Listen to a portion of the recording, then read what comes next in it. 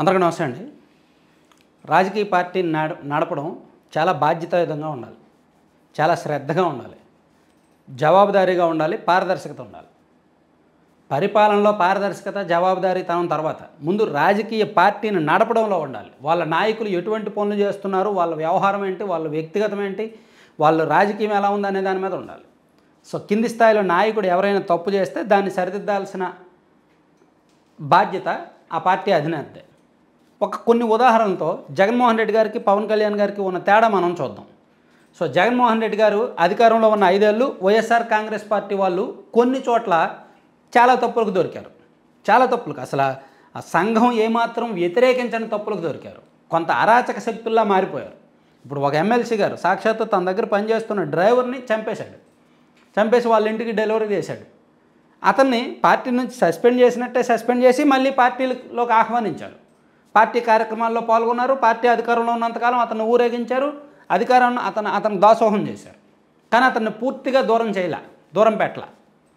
అలాగే మరొక ఎంపీ గారు వీడియో కాల్లో దొరికిపోయారు అడ్డంగా, చాలా చెత్త వీడియో కాల్లో. అతన్ని కూడా నెత్తిన పెట్టుకున్నారు, ఎంకరేజ్ చేశారు.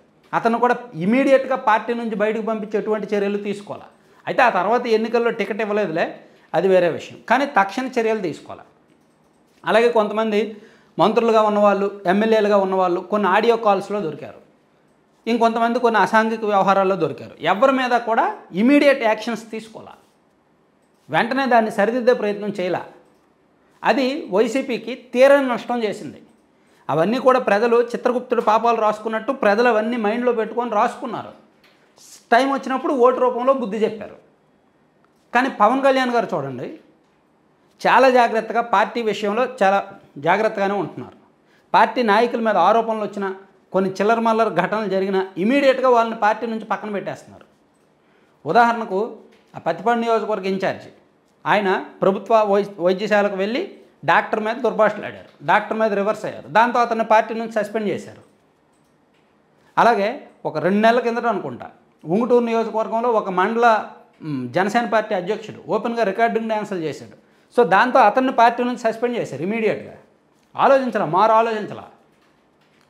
అలాగే తిరుపతికి చెందిన జనసేన పార్టీ నేత కిరణ్ రాయల్, అతను నిజానికి పార్టీ వాయిస్ చాలా స్ట్రాంగ్గా వినిపించగలడు. పార్టీలో అతనికి ఒక సోషల్ మీడియా ఒక మంచి బ్రాండ్ ఉంది పార్టీలో. అతని మీద కొన్ని ఆరోపణలు రావడంతో ఇమీడియట్గా పార్టీ కార్యక్రమాల నుంచి పక్కన పెట్టారు. అంటే ఇమీడియట్గా స్పందించడం ఇక్కడ గొప్పతనం కదా. ఇప్పుడు ఒక రాజకీయ పార్టీ నడుపుతున్నప్పుడు ఇది ఉండాలి. వైఎస్ఆర్ కాంగ్రెస్ పార్టీ 5 ఏళ్ళు అధికారంలో ఉన్నప్పుడు వాళ్ళ నాయకుల మీద ఏమైనా అవినీతి ఆరోపణలు వచ్చినా లేదా ఇతరాతర ఆరోపణలు వచ్చినా వాళ్ళు కనీసం రెస్పాండ్ అయ్యారా? ఇమీడియట్గా యాక్షన్ తీసుకున్నారా? లేదు. కానీ జనసేన పార్టీ విషయంలో పవన్ కళ్యాణ్ గారు అంత జాగ్రత్తగా ఉంటున్నారు. ఈవెన్ తెలుగుదేశం పార్టీ కూడా అంతే. ఇప్పుడు తెలుగుదేశం పార్టీ ఎమ్మెల్యే ఆదిమూలం గారు ఉన్నారు. ఆయన ఒక వీడియోలో దొరికాడు. ఆ వీడియోలో దొరికిన అరగంటలోనే అతన్ని పార్టీ నుంచి సస్పెండ్ చేశారు కదా. అలాగే ఇంకో వ్యవహారంలో ఇంకెవరో ఇలా టీడీపీ, జనసేన 2 పార్టీలు పార్టీని నడిపించడంలో కాస్త జవాబుదారీతనం అయితే ఉంది, బాధ్యత అయితే కనిపిస్తోంది. వైఎస్ఆర్ కాంగ్రెస్ పార్టీలో అది లేదు. అది ప్రధాన తేడా అనమాట. ప్రజలు ఇవి చూస్తారు, ఖచ్చితంగా గమనిస్తారు. మనం అధికారంలో ఉన్నాం కదా, సో ఇప్పటికిప్పుడు చర్యలు తీసుకోకపోయినా పర్వాలేదు, ఒక 2 ఏళ్ళలో 3 ఏళ్ళలో అయితే ప్రజలు మర్చిపోతారు అని బహుశా వాళ్ళు అనుకుంటే మర్చిపోరు.